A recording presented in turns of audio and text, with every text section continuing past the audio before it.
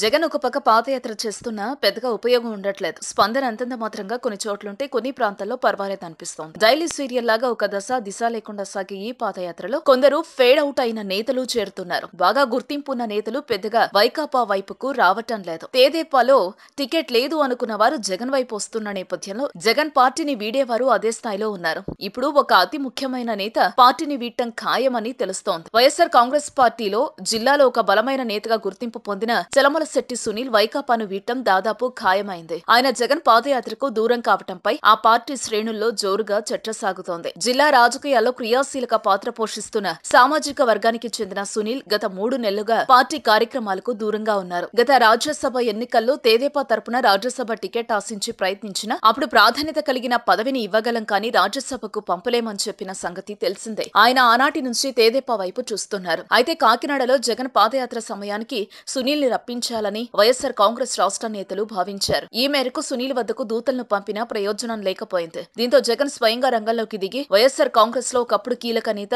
మాజీ మంత్రి ఒకరిని సునీల్ వద్దకు పంపించారు. ఆయన సునీల్ పాదయాత్రకు రాలేదు. కాకినాడ సిటీ కోఆర్డినేటర్ అంటే ఆ పరిధిలోనే పెత్తనం చేయాలి. తనకు సంబంధం లేని ఏరియాలో రాజకీయాలు చేస్తే మేమెందుకు, ఈ విషయం పార్టీ అధ్యక్షుడికి చెప్పండి అంటూ తన వద్దకు దూతగా వచ్చిన నేతకు సునీల్ సీరియస్ గా చెప్పినట్టు తెలిసింది. ఇదే విషయాన్ని పార్టీ అధినేత జగన్ దృష్టికి ఆయన తీసుకెళ్లారు. వైసీపీ కాకినాడ సిటీ కోఆర్డినేటర్ ద్వారంపూడి చంద్రశేఖర్ రెడ్డి ముందు నుంచి వైఎస్ కుటుంబంతో అత్యంత సన్నిహితంగా ఉన్నారు. దీంతో జగన్ సైతం ఆయన్ని వారించలేకపోతున్నారని పార్టీలో చెప్పుకుంటూ ఉంటారు. చలమలశెట్టికి ద్వారంపూడికి ఎప్పటినుంచో సఖ్యత లేని సంగతి తెలిసిందే. సునీల్ కి జనసేన నుంచి కూడా ఆహ్వానం ఉందని, కానీ తేదేపా అయితే బావుంటుంది అని సన్నిహితుల ఒత్తిడి మేరకు త్వరలోనే నిర్ణయం ప్రకటిస్తారని తెలుస్తోంది. ఆరోగ్యవంతమైన జీవితం కోసం మనం పాటించాలి కొన్ని నియమాలని.